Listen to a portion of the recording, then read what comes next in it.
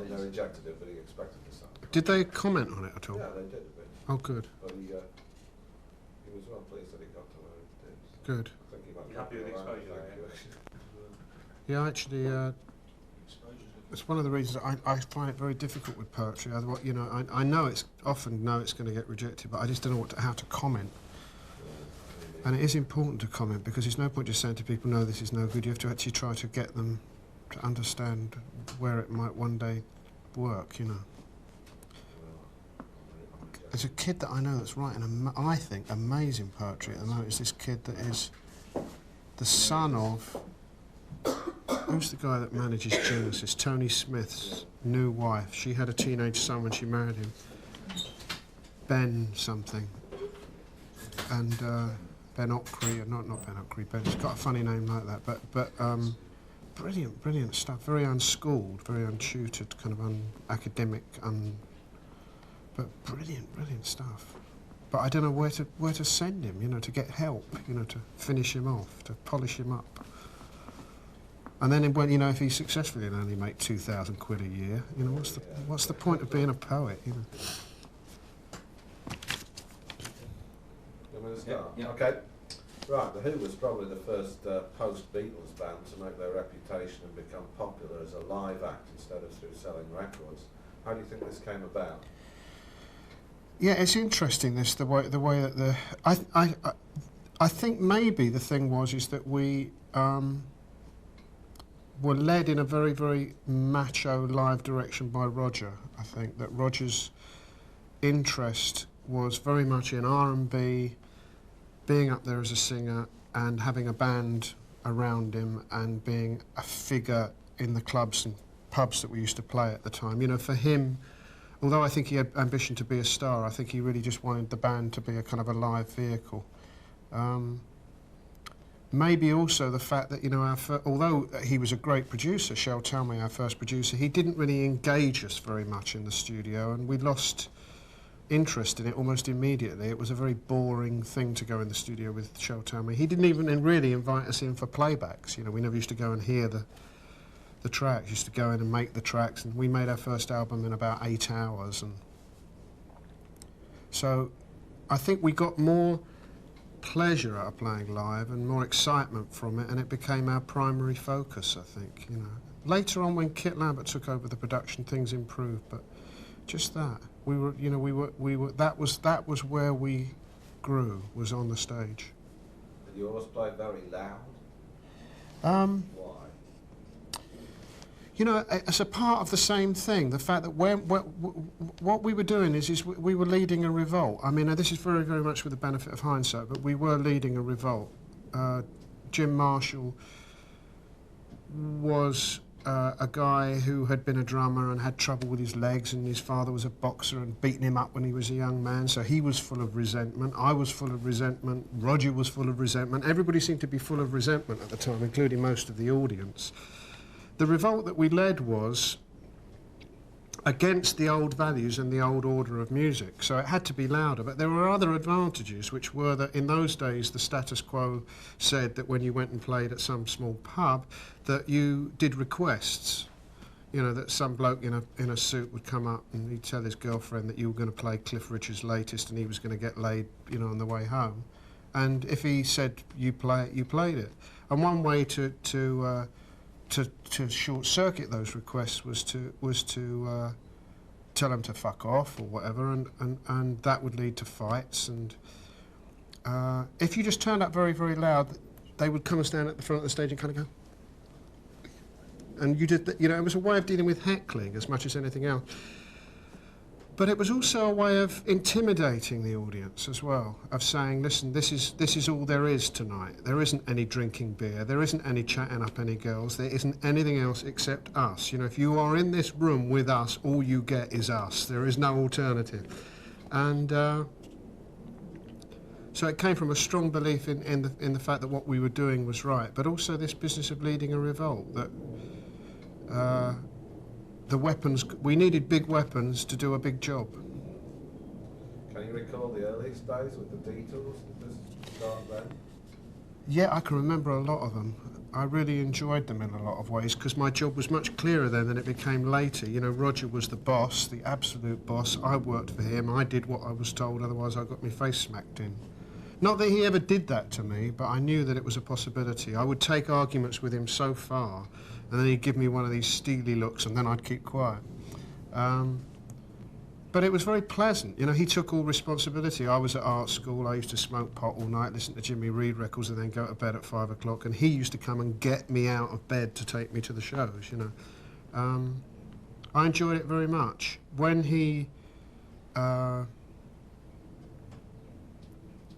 the band did shows at that time, we were very much before the days of loud equipment. We were in fact building our own stuff. Yeah. Was there competition between you on stage as to who could attract the audience's attention? When this all happened when Keith joined the band, when Keith joined the band, I don't think we remained called the Detours for more than a couple of weeks. We became the High Numbers, the Who, the High Numbers, and then the Who again. As soon as Keith joined the band, we became 4 people vying for the audience's attention, and I have to say that I think in the end that Keith and I won over Roger and John. John just never bothered to join the fight, and Roger just lost, really. And it was just between me and Keith leaping about all over the place and just being show-offs, really. I know you've been asked this before, but for the benefit of this footage, when and why did you start smashing equipment, and were you serious about this being an artistic statement, or was it just Kit Lambert hype? A lot of Kit Lambert hype actually did evolve out of how serious I would be about something. If I could convince him that I was very serious about something, he would feel it was worth hyping, because he'd know that when he put me up against a critical or a slightly sceptical journalist, I would follow the arguments through. So the 2 things that he hyped a lot were auto-destructive art and pop art music, because he knew that I was really convinced that I had an argument behind each one. But the guitar smashing was very, very serious. It was a reflection of this anger and frustration that we felt at the time. A frustration, basically, that we needed these weapons, but we had to pay for them, that we were dependent on them, and that they seemed to be unbelievably overpriced. My first Rickenbacker 12-string guitar cost £395 on HP. 3 weeks after I put the down payment down, it was smashed up. That's in 1960s. That's right. So, you know, I mean, it's probably the equivalent of about 3,000 to buy the guitar that I wanted to do the job. I mean, I was very angry about that. I was very angry that I wanted that guitar. I'm very angry that I had to pay for it. And kind of went into this crazy kind of nihilistic frame of mind of anger rooted. You know, you have to talk to my therapist to find where the anger came from, but I was fucking angry, and very angry with the job that I'd set out to do, and with the tools that I had to do it with. But I think that there was another side to it, which was that I very, very rapidly realised that it was a performance art event. It had a value, no question about it. I mean, I had seen people at Arts College doing performance art. Malcolm Cecil, the bass player, sawed up a double bass.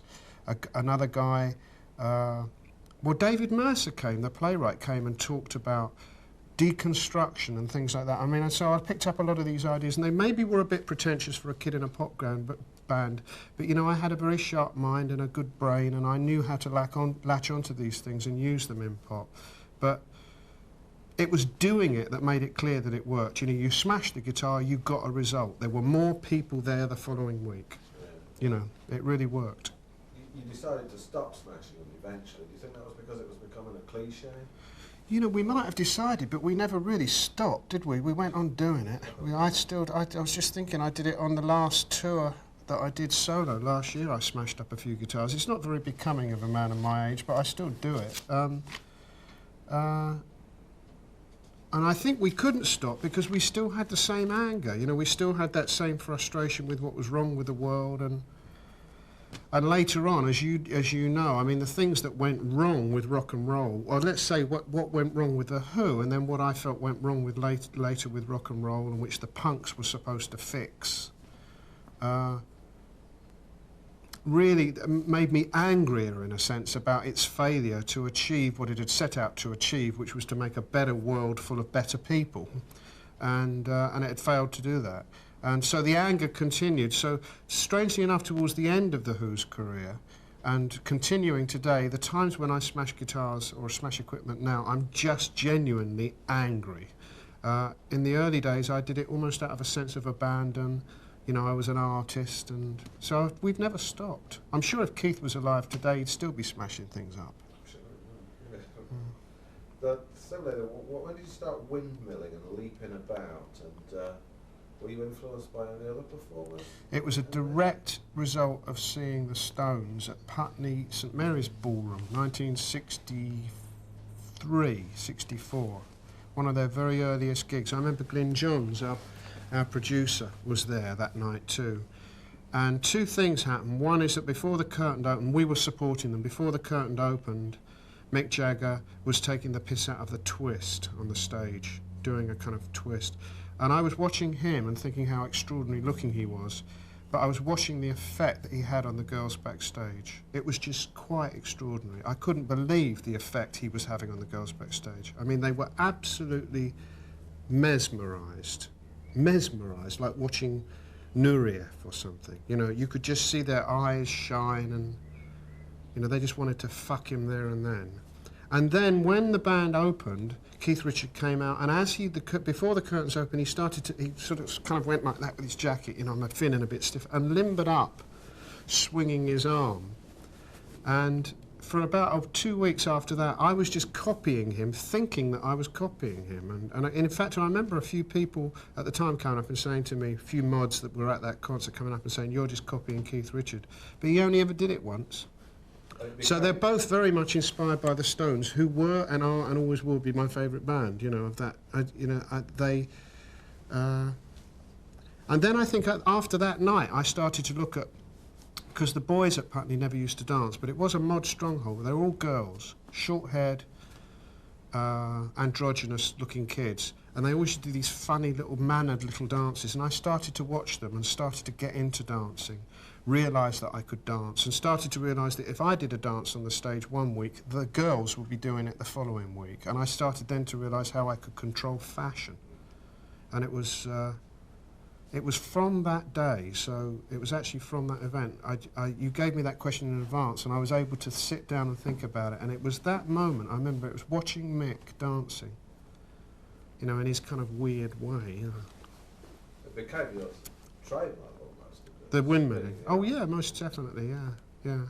But I took it further than Keith did it. You know, I mean, I used to do it as not just, you know, he just swung his arm. I played. You know, he didn't play the guitar. He just swung his arm a few times, and I incorporated it into my style. And you always struck me as being principally a rhythm guitar player. You know, a chord man. Did you find it difficult at first to come up with spontaneous solos on stage?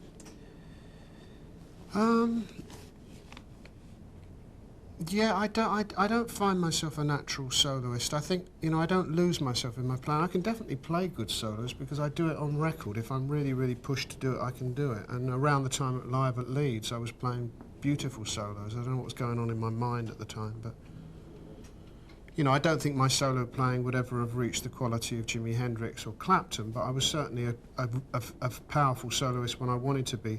I've just never wanted to be. I've always, and somebody said the other day that maybe it's because I'm articulate, and so if I've got something that I want to say, I can say it. A lot of solo guitar players, when you talk to them, they can hardly speak.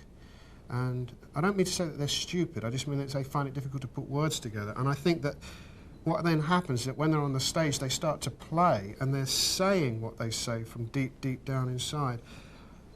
I tend to be able to say what it is that I feel. I can express my feelings through what I say, and particularly in lyrics. So then what I require is something to deliver those words, which is an engine, you know, something hard, fast and driving. So rhythm fits. So in my songwriting particularly, I've always wanted that rhythm there, you know. The other thing that's really important, of course, is that, you know, with Keith Moon and John Entwistle, both of whom were very, very lyrical players themselves. It's funny to be playing with a drummer and a bass player who were both actually lyrical soloists, but they were. Somebody had to hold the fort, yeah. And so I got more and more marginalised in that role and more interested in it. And still today, when I'm playing rhythm, when I pick up an acoustic guitar and I play rhythm, I can hold a room of people, you know, just by playing a few chords rhythmically, in the same way that somebody else could by some wonderful, articulate, you know, mixolydian scale. There's something about the way that my skill developed with them, because it was all I had to do, really.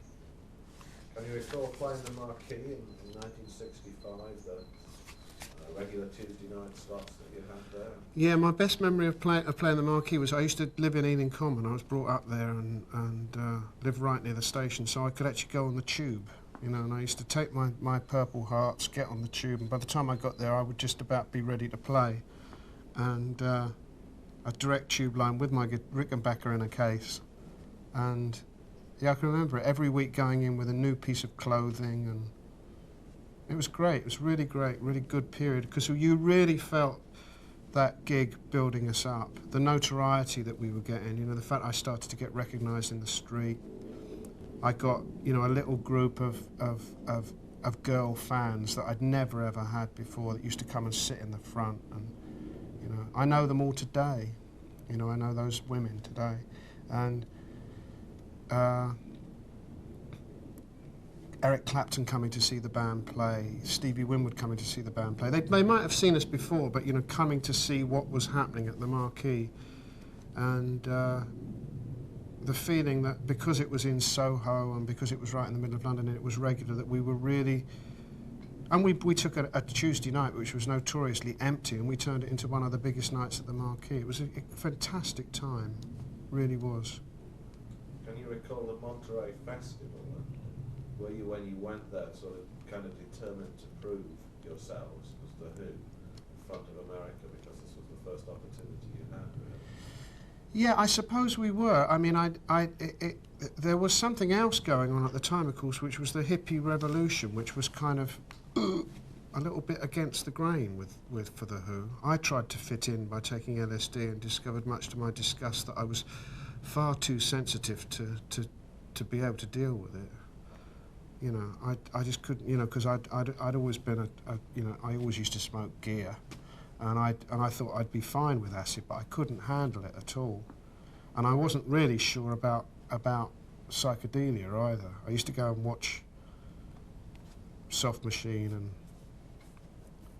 and Pink Floyd, and I loved them, but I couldn't really understand what they were doing, you know, and I was a bit alarmed by it. So there was this feeling that we were a bit of a fish out of water.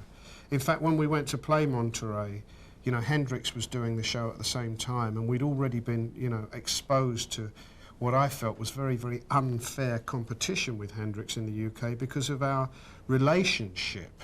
You know, he was on our record label, and at that particular time, a group of London managers were trying to create a kind of cartel. So every time we played, he was on the bill with us. You know, it was just awful, you know, trying to match to this really great genius. And on that occasion, I remember afterwards, Eric Burden, who introduced the Who, really with great generosity, saying, you know, the difference, I overheard him saying to somebody, the difference between Jimi Hendrix smashing his instrument is that when he does it, it's erotic. When the Who do it, it's rape. You know, and it was like thinking, oh my God, we really don't fit in with all these hippy-dippy hippies. And I tried very, very hard. But what I liked about that trip much more was playing at the Fillmore for the first time, which was much better. But it was great. I mean, people were very kind and very friendly and welcoming. Derek Taylor was there, and I've been friends with him ever since. Mama Cass was there, and, you know, I was always very friendly with her. I met lots of people in the business then for the first time, the American Californian lot, who I've stayed very close to if they've survived, you know. We have some footage from Tanglewood, and by this time you'd changed your image. You were wearing a white boiler suit to play on. I was thinking, was this a conscious thing to play down the glamorous rock star? I think you hit it on the head. I think I came back from that period. My wife, my girlfriend then, made clothes for all of the psychedelic bunch, and I could always get stuff made. And I just got tired of it, and I went out and I bought myself a pair of high-top Dr. Martens and a white boiler suit, and that's what I wore for the next 15 years. It was pretty comfortable. It was. I actually found that I actually felt ridiculous, to be honest. You know, remember up to that point, I had been what I regarded as a face, a blade. You know, I used to go in and get a suit made, you know, every week, and I just abandoned it. I thought, fuck it. It was actually more of a response against going to the tailor every week than it was about psychedelia. I just thought, fuck it. I'm not going to bother with this anymore. I'm just going to wear work clothes, and. I wish I'd have bought Doc Martens before I started wearing the boots, but never mind. I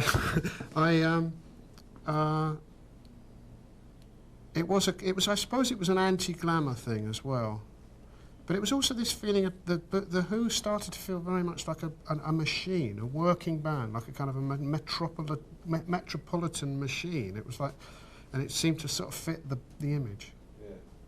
Do you think Roger at this period became Tommy on stage in the eyes of the audience? Yeah, this was in a sense what it was his epiphany, wasn't it? I mean, it really is the best word for it. You know, he became a god, and it was extraordinary to watch. Because he was finding what he'd always wanted. The reason he put the band together at school was because what he saw was, you know, we would be his band, he would be the singer, he would be up there, he would be glamorous, and he would get fucked every night, you know. And a certain amount of that happened for him. But when Tom, only through sheer force of will, you know, when Tommy happened and he met his now wife Heather, she softened him, she made him grow his hair, she got him that chamois outfit, she told him that his body was beautiful and that he should let people see it. Suddenly he had this incredible kind of iconic value on the stage, very, very sexy and iconic. But when he started to sing Tommy, it also gave him something, you know, which really held the audience's attention. And I just used to sit there sometimes, you know, stunned at what was happening on the stage. And it wasn't until I saw him years later, watching him, I think when he did the Lou Reisner orchestral Tommy, I was in the audience as he was up on the stage, and he was singing. And I turned around to Kara, my wife, and I said, fucking hell, he's really good, isn't he? You know, I mean, this is in 1969 or something. I just never thought he was particularly good up until those times. You know, he started to sing. When he sang See Me, Feel Me and Listen to You, I Get the Music, he was really singing from somewhere deep down. He discovered himself. It was an absolute epiphany. And both he made good use of it, but it also helped the piece to grow, I think. We've got some footage from the Isle of Wight. I think that this was a real peak in the Who's career around that sort of 69, 70, 71 period. What made you so good? We were just on form, I think. We were fit, we were healthy, we'd been doing a lot of American touring. We were really on form. You remember the Isle of Wight? Yeah, I can. This was the one that we played with the Moody Blues, wasn't it? This is the first one, isn't it? It's the No, I'm talking about the 1970s. Which one? The last one. This is where Jimi Hendrix played the... Yeah, I can remember that too. I don't know...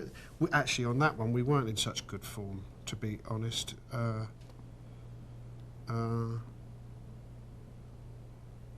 remember being very, very scared. This is the one where the Algerians took over, wasn't it? And I remember screaming at the Algerians that don't fuck with me, kind of thing. And it was what I think what made me, I can't speak for the rest of them, what made me work so hard was seeing the condition that Jimi Hendrix was in.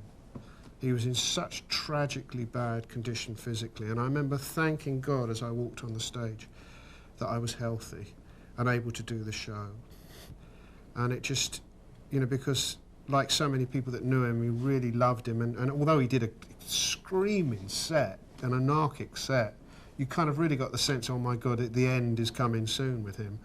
And maybe that's not pertinent. I don't know why. We were obviously just playing very well. I don't know why, particularly. We had the odd gig where we played well. This must have been one of them. I didn't actually mention Quadrophenia on the questions I sent you the other day, but I stuck them in anyway. First of all, we've got the footage of Keith collapsing on stage in San Francisco. Can you remember that incident? I've got it on Super 8 film myself, yeah. I've got... What was it like to have no drum? I think we'll have to wait for this boat to get closer.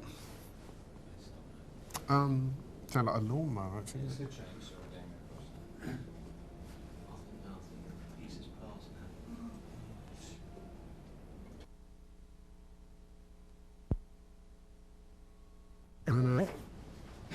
I think that's what, you know, what the information revolution promises. Quite how it will change people, I don't know. Because information is power, just as long as it's true. The terrible thing at the moment is that most of it's disseminated and controlled by people like Rupert Murdoch. So, I mean, you just think, well, if he sits there and he's smart enough, he'll know that if he gives us the wrong facts, he can control us.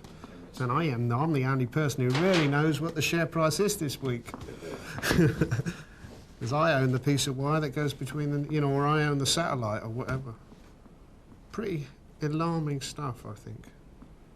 I think that we should all club together and buy our own satellite. Back to Quadrophenia for a moment. Can you recall the night that Keith collapsed on stage in San Francisco? Yeah, I can very clearly. Yeah, he about halfway through the show, and he'd been playing very, very badly. And just suddenly keeled over backwards and tried to get up again. In fact, he did get up. Somebody from the free clinic gave him a cortisone injection and he got up briefly and played another half a song and then keeled over again. And we went backstage just to make sure that he wasn't dead. And in fact, I think he did look dead, but we decided to go on anyway. I think it does seems rather callous describing it that way, but I think we were a pretty callous bunch at the time. Roger and I had our first serious fist fight in rehearsal. Kit Lambert had started producing the record and had stopped at the end and gone off, you know, to be a junkie, and it wasn't a particularly nice time for the band. It felt that also Quadrophenia didn't deliver what we hoped it would deliver, but no, it wasn't that we didn't care that Keith was ill, but you know, he had taken a handful of elephant tranquilizers or animal tranquilizers as a kind of, you know, somebody had said to him, you know, here's 8 animal tranquilizers. You know, if you take half of one with a cup of brandy or something, you get an interesting high. And he just went, half of one? I'm Keith Moon, and took the lot. So it was a kind of a flash act. And I think they were capsules that you were supposed to break, put into a gun, and shoot at animals, you know, so...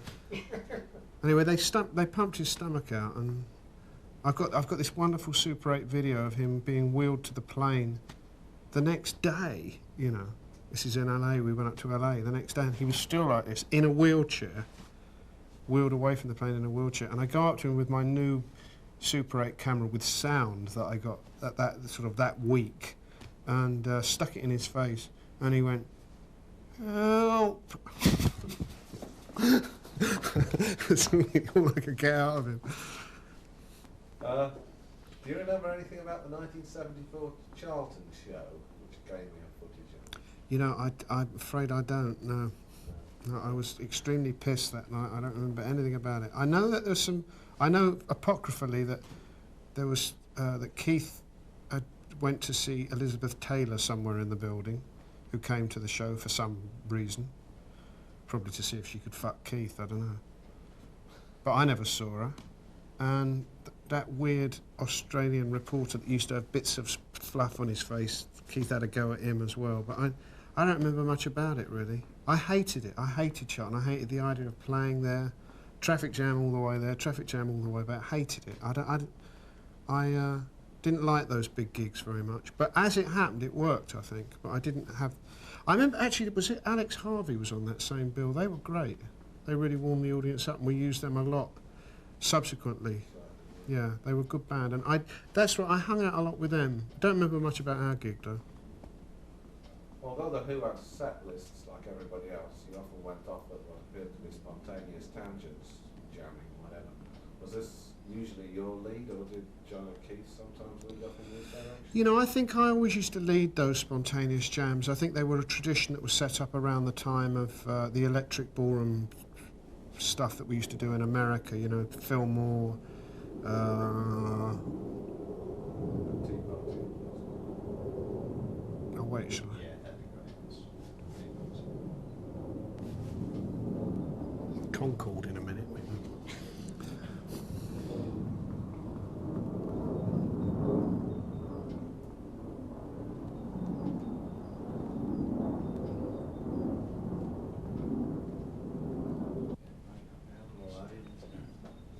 Start again on that one.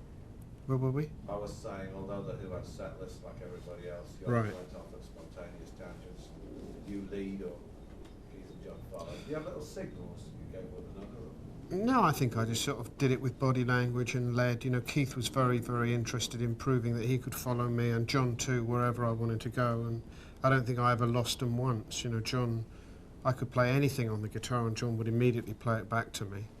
And but for me, it was like a kind of a writing scratch pad. It became a writing scratch pad. It was born out of those psychedelic years in American electric ballrooms like the Fillmore and the Electric Factory and the Tea Party and those places where people sat down for the first time to watch bands.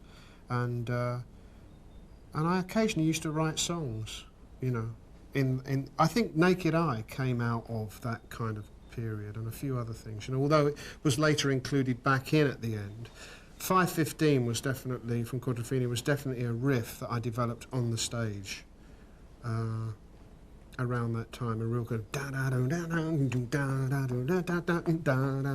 it was just something that we used to get into, speed it up, going faster and faster and faster. Like most other bands, your attitude towards the audiences was never patronising in the way that you say, hey, great to be in Cleveland tonight, or hey, we love Cleveland, you know, that sort of thing. You often berated the audiences and swear and cursed at them for one reason or another. Why do you think that was? Well, it wasn't patronising, was it? I think I only did it if I thought the audience wasn't paying us enough attention, I suppose. I thought we were very good, and I thought that we deserved 100% attention. I really felt if the audience wasn't concentrating hard enough, or if they didn't applaud, or if they were too stoned or something, it would make me angry. I thought, we're up here blowing our brains out. You know, we were very, very, very physical, so we used to have these enormous adrenaline rushes, and sometimes you'd end a number in this kind of adrenalized endorphin space, you know, and look at the audience and they'd be sort of, what do you think, you know, and it used to make me angry. So I did used to berate them quite a lot. Once I started, Keith would start too. Keith would pick up on anything that I said to the audience. Keith would say better, you know. Yeah, we touched on this a little bit before, where you did about anger and being angry on stage, but it often struck me when I was watching The Who in the 70s that you appeared very angry about something or other. It might have been equipment malfunction. Was this so? But this anger somehow seemed to add to the show. The fact that there's a furious bloke up there playing guitar was much better than I think. Did you feel this? I don't know. It worked, but I think that's because I think it's too simple just to put it down to anger. I think anger comes from fear, doesn't it? Anger. If people are angry, it's because they're afraid, or angry, they're insecure. So obviously, what the audience was seeing was the complete picture, because we didn't repel our audiences with our anger, we attracted them. So I think there must have been a complete therapy at work there. Not a therapy, a complete analytic at work there. Similarly, there were times when you... Hold on a second.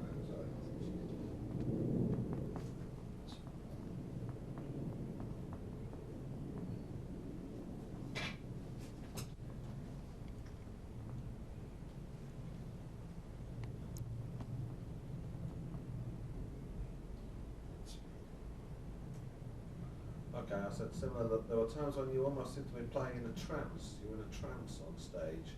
If you'd been sort of carried away by the force of The Who, well betide anyone that might interrupt you or somehow bring it to a halt unobtrusively. Would you agree with that? Yeah, and often I did really overreact to people coming into my space. You know, Abby Hoffman at Woodstock got the full force of my vengeance, and you know, the special policeman that came on when the Fillmore was on fire, and you know, Mike Wadley at Woodstock came on to take a shot of Roger, and I just kicked him off the stage. You know, I mean, I didn't know he was going to make me rich.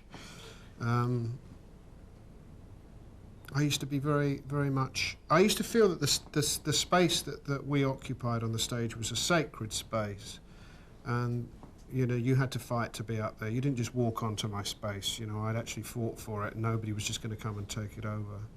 And what was interesting, when the punk thing happened in the mid-70s, by that time I wasn't interested in that space anymore, and I kind of handed it over. I just felt that it was time, you know. But I don't think anybody would have got on our stage, to be honest, you know. And I was capable of not just of the most extraordinary intimidation of people. I was also incredibly strong, you know. I at those times, you know, nobody has ever approached me when I've been wearing my guitar that I can think of, apart from Roger. After Keith died and Kenny Jones took over, how, in your opinion, did the live aspect of the Who change? I think it's very simple. In a word, it enabled me to be the musical leader. You know, I think up to then, to some extent, as I said before, I was the follower. I provided the rhythm, and I provided the rhythm, and John and Keith played lyrically. Kenny took care of the rhythm in the band, and I actually was then able to start to play and elaborate in my playing. And when Rabbit came into the band, you know, a lot of the work that we started to do together was interplay, which I'd never really done before, and I started to develop those skills, soloing skills, I suppose. We lost a lot of the kind of kinetic excitement that we had with Keith, but it gave us a more kind of organised and rooted sound. Can you recall much about the 82 tour then? I can recall every single second of it, yeah.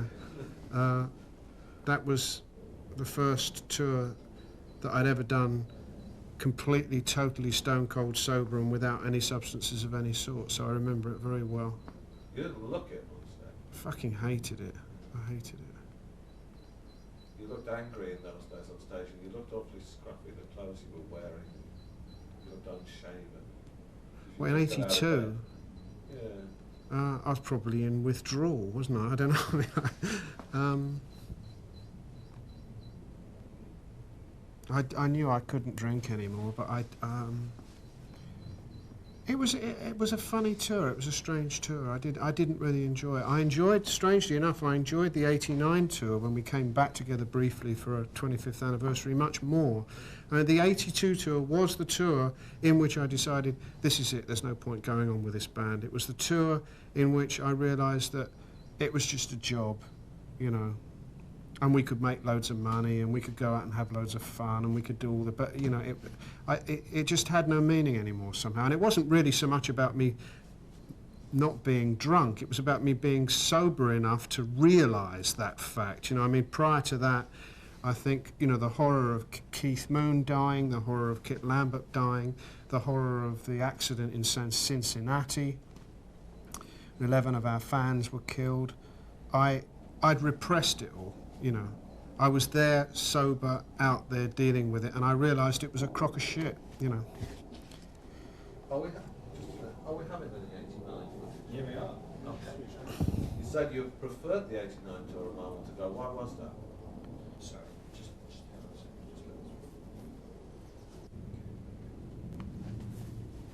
The 89 tour, you said a moment ago that you preferred that to the early one in the 80s.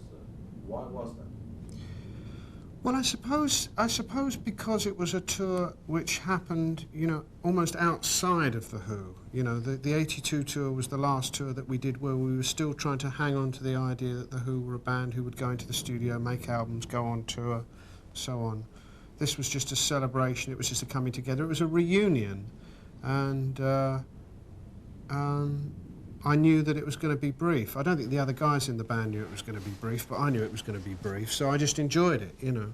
I remember Roger had a very, very hard time on that tour. He was sick a lot of the way through it. He found the performances very hard, stressful, but I really enjoyed it. I enjoyed it too because I think it was a bigger band. It was the band that I'd used for my first solo concert at Brixton. So, you know, I was working with players that I really liked, like Rabbit again, but in this case, Simon Phillips and the Kickhorns and people like that. So I was actually working with players that I'd always wanted to work with you know, John and Roger. And I had a good time on that. Listen, I'm only talking about having a good time. You know, I mean, I think the 82 tour, the bit that we recorded at the very last show that we did a pay-per-view on, was the worst performance of the whole tour. There were some fucking great concerts on that tour. There really were. That was the worst of the lot because we were so nervous about the predicted size of the audience at one point was something like 16 million. I don't know quite why we were so nervous because the size of the audience when we played Rock Palace, including Iron Curtain countries, was predicted to be 80 million. But we were actually somehow intimidated by the figures. In '89, I don't think we did any kind of definitive screaming gigs or anything, but you know, there were good moments. There were really great, and a lot of it was filmed at different times for different purposes, and there was less stress attached to it. But there were some great moments on the '82 tour. I don't know. Are you using the footage from the Chicago thing? No, it's from Shay. It was the stuff that was done for the screens. Oh right. Well, Shay was not a bad. It wasn't a particularly bad gig, but it wasn't a particularly great gig either. But it was interesting in that it was a tortured event. I really didn't want to play Shea Stadium, personally. I really did not want to be there.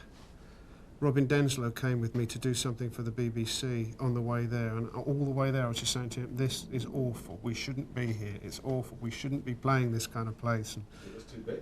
Too big, yeah. I'm coming almost to the end now. I just thought I'd ask these in case they apply to any particular tracks we've got. But were there any favourite Who songs of yours to perform on stage?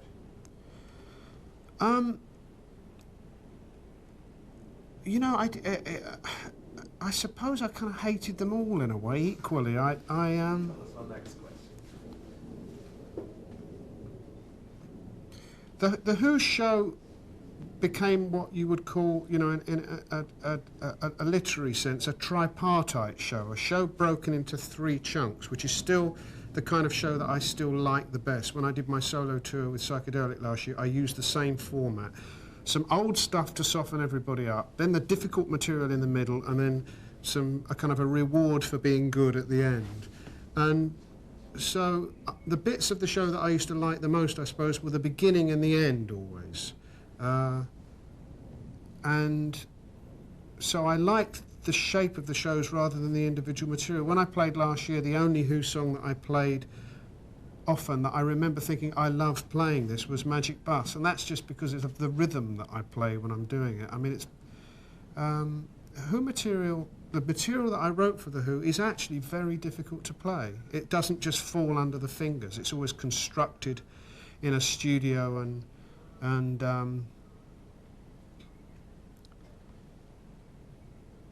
so no favourites really. I think I used to, if playing with the Who, the stuff I used to enjoy playing the most would usually be other people's material, like Summertime Blues or Young Man Blues. I used to love playing Young Man Blues. I really loved it. Or blues material. In the '89 tour, I loved playing I'm a Man. Roger used to sing it so brilliantly, and it was such a great kind of chance to play blues guitar. So usually other people's material. And John Entwistle's material is unbelievably hard to play. Well, I was going to say, my last question, was there any songs you hated playing? Dreaming from the Waste is the song that I hate more than anything on earth. In fact, I think I hate it most because it's a song that Roger used to like to play. No, actually, no, I think Sister Disco probably qualifies. Sister Disco I hate even more than Dreaming from the Waste.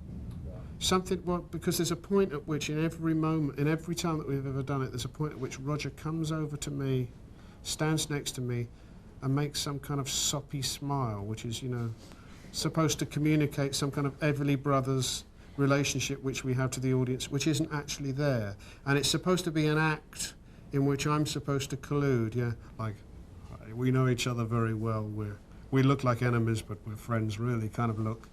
And often that will be the moment I look him in the face and kind of go, you fucking wanker. And he gets angry if I do that, if I don't play the game. I don't like the song, I think, to be serious. I just don't like the song. In fact, it was me that started that thing. I used to go up to him and sit down and play acoustic guitar at the end of the song with him, and we turned it into a kind of a blues thing at the end. It was me that started it, but it always felt the same to me. It always felt exactly the same. It never changed. I always want music to be different, slightly, every night. I always want the shape of it to be different. So the songs that fall into a strict pattern, that are regularized simply because of their complexity, really annoy me. The Keith Moon Band rarely did encores. I know you did later on. Why was this? I mean, most bands leave their biggest hit till the encores. You know, it was just because the equipment would be destroyed. It was as simple as that. You know, it would be destroyed to such an extent that it would sometimes need to be repaired overnight. The drum kit would take an hour to put back together again, and it was just impossible.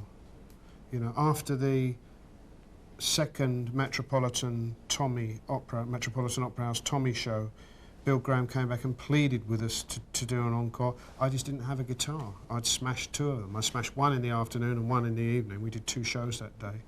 And I said to him, I haven't got a guitar. He said, I'll go and get you a guitar. I said, I want to play somebody else's guitar. You know, I wouldn't do one, but he was angry that we wouldn't do an encore, but we just couldn't. We didn't have the equipment to do it with. And I think that was the reason. And then we got into it. We thought, fuck encores. Why should they get any more? They've, you know.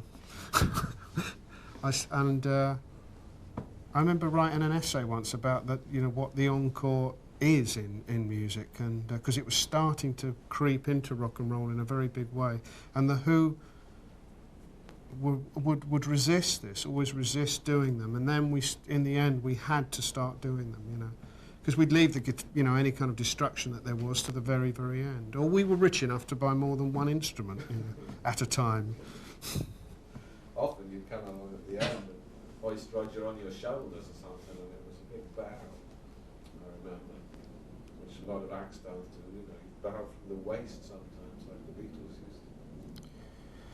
Well, I think, maybe the showmanship thing has been there from the very beginning. As I said, when Keith joined the band, I suddenly got permission to use all the showbiz tricks that I'd observed in my life, you know, as the son of a show business performer, and suddenly thought, well, I can use these now, and we used to do a lot of that. You know, we used to set things up in a show business sort of panache way, and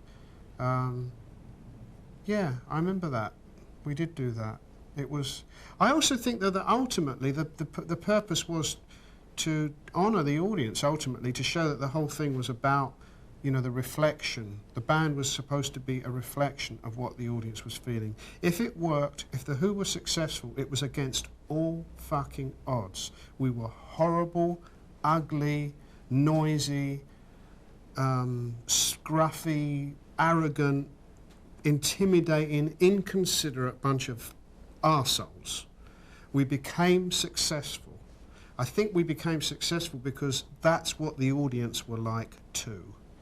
That's what the audience were like too. That's what was happening at that time. And we kind of held up a mirror, and there was this affirmation that was going on. You know, when I talked earlier about how it all went wrong in the days of psychedelia, I think that's what happened. We kind of lost the plot for a minute. But once everybody realised that drugs had changed nothing and we were really just a bunch of spoiled brats, then we were back on course again. But we did both want respect from the audience, but also I think we really did respect the audience. We had much higher expectations of the audience than they seemed to have of themselves.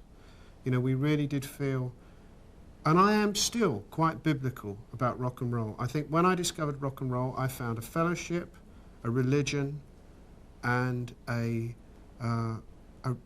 hope for the future, a vision for the future. And I don't depart from that at all. That's what I still feel. I think there are other things that I can now attach to that, other fellowships, other religions, other ideas, a lot more clearer political thought. But if all I had was rock music as a vehicle for those three things, I'd feel completely happy with it. And in the heyday of The Who, those things came together, and we knew we had it. We knew we were the engine. We knew that we were right in the vanguard, driving the truck. I'm not quite sure where it ended up, but we were driving it. All right, that's great. That's great.